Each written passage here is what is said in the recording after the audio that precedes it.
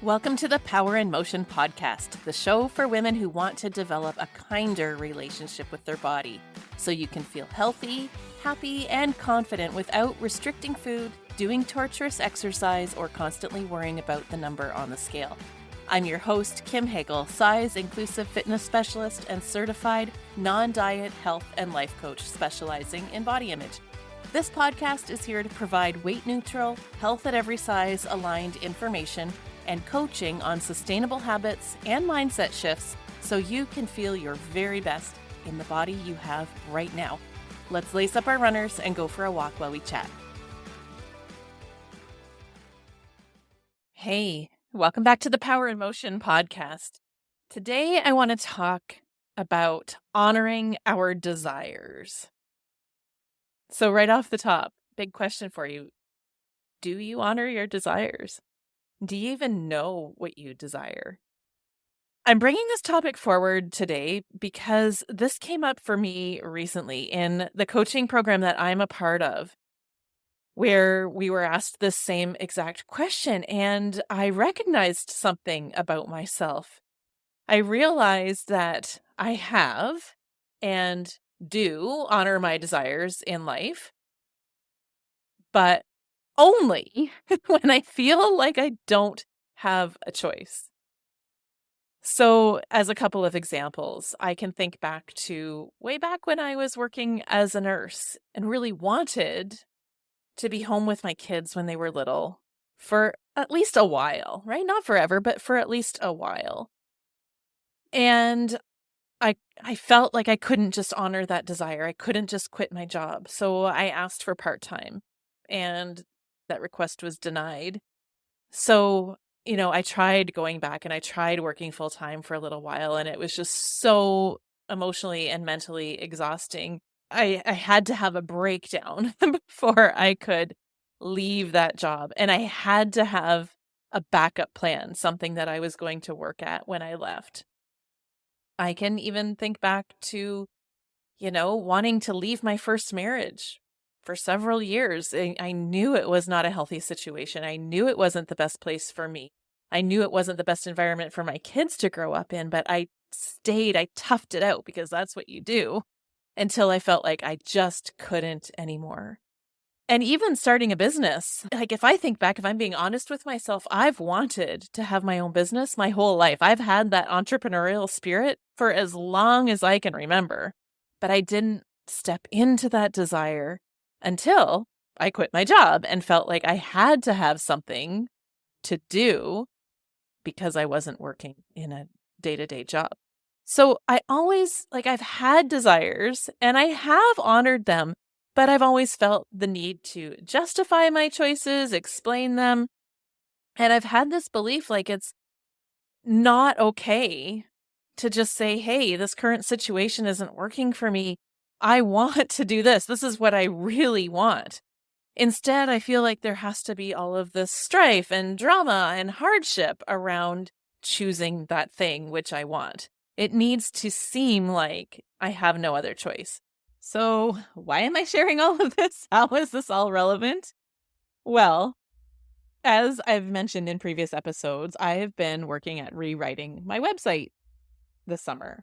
And before I could write the content, I had to get really clear on what I was going to write. So as you know, I worked with my friend Becky Nethery, copywriting expert, and she used a process to help draw out information and get down. She's really gifted at getting down into what is your soul's purpose, right? So part of her questioning was what is it you desire? What are the parts of your business that you love, that light your soul on fire? What do you want to do in your business?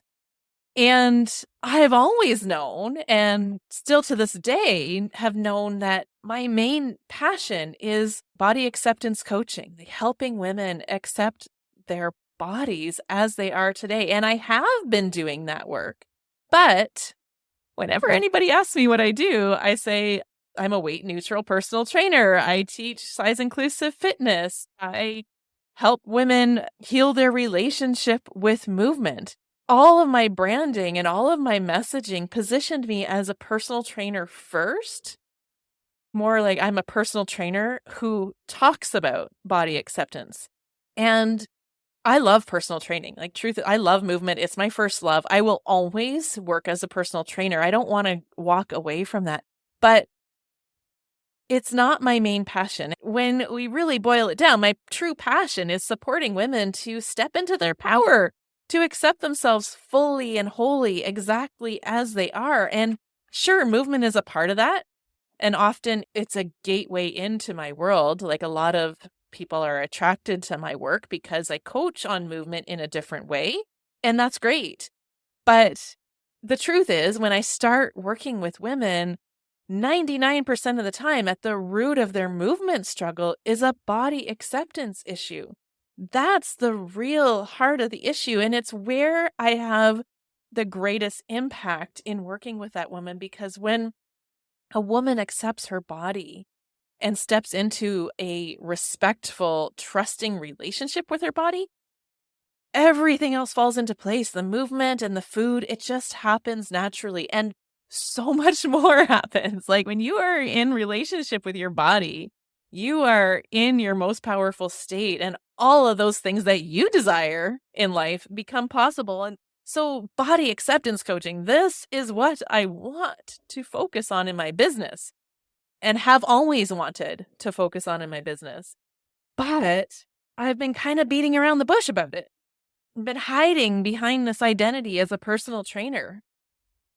And I noticed all of this. This all came to light for me as Becky was encouraging me in my writing process to step into that body acceptance coach role and, still honor the personal training role, but not let it be the shining light. And I'll tell you, as she was like working this process with me, I felt so much resistance and doubt and discomfort. And when I dug into those feelings, I realized it's all coming from this place of this deep-seated belief that I can't just honor my desires because they exist.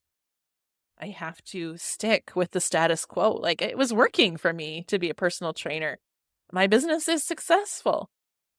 Why would I change things if nothing is wrong, right? I have to keep doing what I'm doing until I feel like I have no other choice. That belief needed to shift. That belief needed to change. I would coach any of my clients that your desires matter, that you have those desires on your heart for a reason. You desire it because it's meant for you, right? So when I have this desire on my heart, I have to trust that the same is true, that that desire is there because it is meant for me. So that's the work that I did on myself, is giving my permission to just make that choice, to just step into that role as a body acceptance coach, even when everything else is working just fine. And it doesn't mean that I turned my back on fitness. I'm still doing it. It just means I'm slightly shifting the way that I communicate my passion, the way that I communicate my messaging. And I'm an adult. I can give myself permission to do that right now just because I want to. And so can you. So this episode is going to serve as some inspiration and your permission slip to tune into your desires and to honor them, because they're there for a reason. So going back to the start of this episode, the first question I asked you is, do you honor your desires? Do you even know what your desires are? And I don't say that to be judgmental. It's just that I've coached so many women, and obviously myself too, who are so out of touch with our own desires. And I think there's a couple of reasons for this. One is simply just the way that our brains are programmed to think, which is all about what we don't want. That's how our brains have evolved, to keep us progressing by focusing in on what's not working, what we don't want. I don't want to work at this job. I don't want to feel this way. I don't want to do that. But when we try to flip it over to what we do want, that's where we can often come up blank, which makes total sense. I mean, the patriarchy is alive and well. And as girls and even adult women in this world, We've received the messages repeatedly that our desires don't matter or are selfish or maybe even just wrong. We are constantly bombarded with messaging like, be quiet, only speak when spoken to, don't ruffle feathers, don't upset anybody, be a good girl, follow the rules, stay inside the lines, don't be different, don't be too loud, too bold, too assertive, too outspoken, or what? Right, then we're a bitch. Be grateful for what you have. Don't be greedy. Put everybody's needs ahead of your own.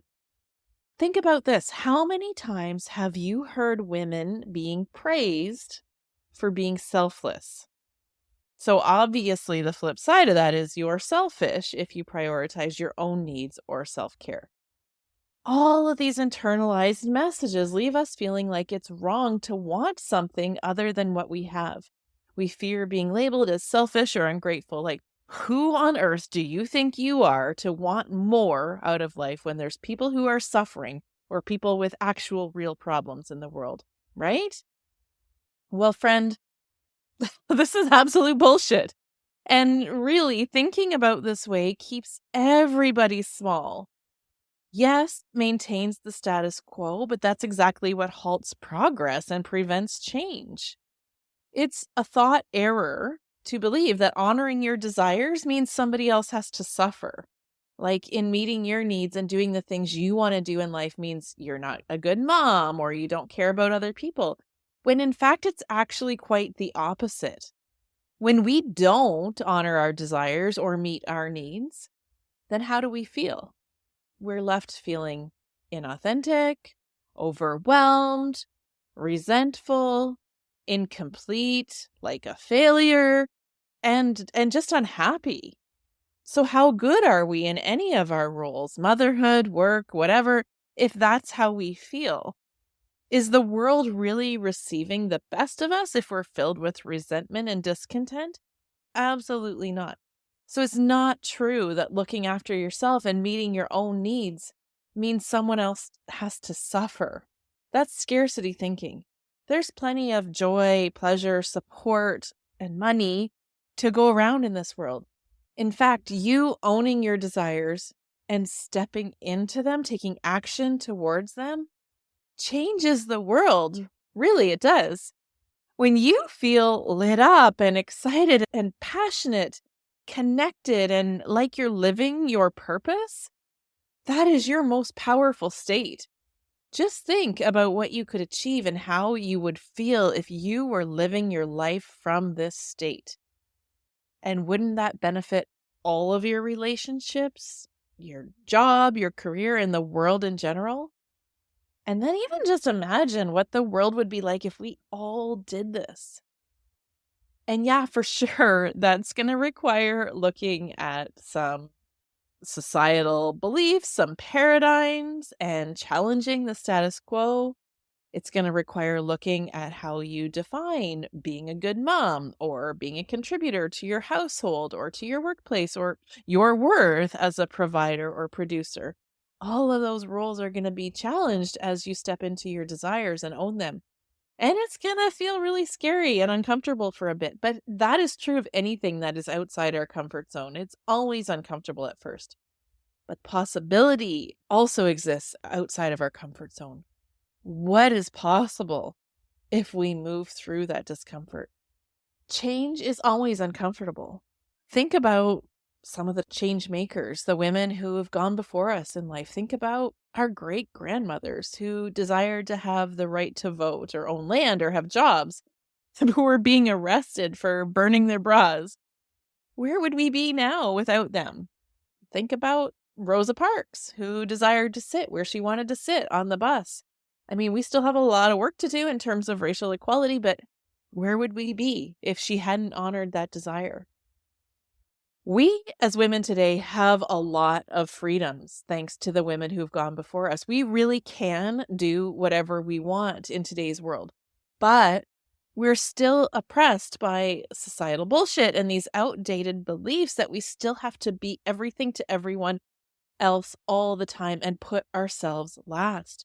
So going after our big desires while holding on to that societal bullshit will always leave us feeling like we're letting someone down or we're selfish or uncaring. So our work, I believe, as this next generation of women is to stop judging ourselves against these arbitrary and outdated standards and looking externally for validation, comparing ourselves to others and limiting ourselves out of fear of judgment, and rather fully and wholly accepting ourselves. And I'm talking way deeper than at our body level, but at the soul level. I mean, being absolutely honest about who we are and knowing that it's enough. Knowing and honoring our desires and being absolutely certain that we are worthy of pursuing them. And being our own best friend, validating ourselves and giving ourselves permission to do that which is on our heart, no matter what anyone else thinks. It's not going to be easy. It won't happen overnight or even likely in a decade or two. But I believe this is where we need to head in order to end the internal struggle we feel about having desires, but feeling like we can't pursue them without upsetting everyone and everything around us. In the meantime, can we start to move in that direction? Can we start to believe that we're worthy of having desires and pursuing them? Here's some steps to take to start the process, and the process that I worked myself through as I was struggling with my own desires for my business. 1, first, acknowledge what it is that you want. Notice how your brain tends to focus on what you don't want.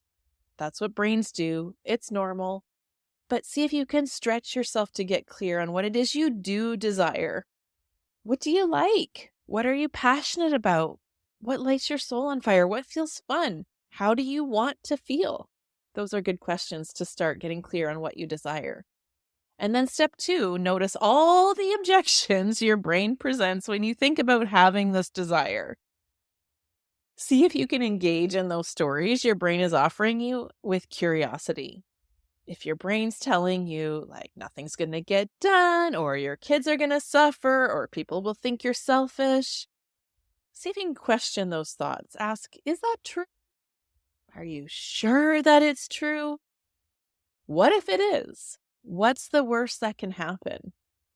And what else is possible? Which leads into step 3, which is to entertain the possibility. What might be different if you try pursuing what you want?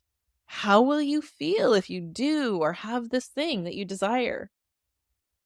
What are some possible outcomes if you do on your relationships, your family and work life, and your bigger vision in general? And then the 4th step, the most important, is to make it safe. If you decide to take action towards pursuing a certain desire, how can you do it in a way that feels safe? That doesn't mean it has to be easy. It probably still will be hard and uncomfortable. But how can you have your back through the process so you feel safe to keep moving forward? So I hope those questions help you get some clarity on your desires and some direction for you so that you can move forward into pursuing them. And of course, you know that I'm here for you. This is just one of the many things we can talk about and work together inside one-to-one coaching. And I'd love to support you if you're ready to step into that life that you know is waiting for you, but aren't just sure how to get there on your own. You can reach out through my website and book a free consultation call whenever you're ready. And then just to circle back to my own journey in honoring my desires, I thought I'd share where I landed with all of this and to update you on what that looks like for Radiant Vitality moving forward. If you've been following me for a long time, you'll know that I've had many different programs and offers over the years, but what became clear as I gave myself permission to honor my desires is that the type of work I enjoy most, where I feel that I have the greatest impact, is in coaching women one-on-one. I really, really appreciate and love being able to support my clients closely and to have the ability to support them in their unique goals, meeting them where they are at and fully customizing my approach to their needs so that they get the most powerful transformation possible. So what that means going forward is I won't have any group coaching programs at the moment. I will be solely offering one-to-one body acceptance coaching, one-to-one personal fitness training, both in person and virtually around the world, and then live in-person group fitness classes in my studio locally. So if you've been thinking about working with me, those are the ways in which you can do so. And enrollment is always open, so you can reach out whenever you're ready. Down the line, I do plan on having some self-directed courses, and I'll certainly let you know when those are ready if you're looking for something that you can do on your own if you're not quite ready for one-to-one coaching. All right, that's it, my friend. Have a great week. Be well, and I will see you on the next episode. Thanks for tuning into the Power in Motion podcast today. If you love what you're learning here, then I invite you to take the next step of embodying these concepts into your own life so that you can live your healthiest, happiest life and never again feel held back by your body. Coaching is the fastest, most efficient pathway to taking what you know in your head to actually applying it and seeing results.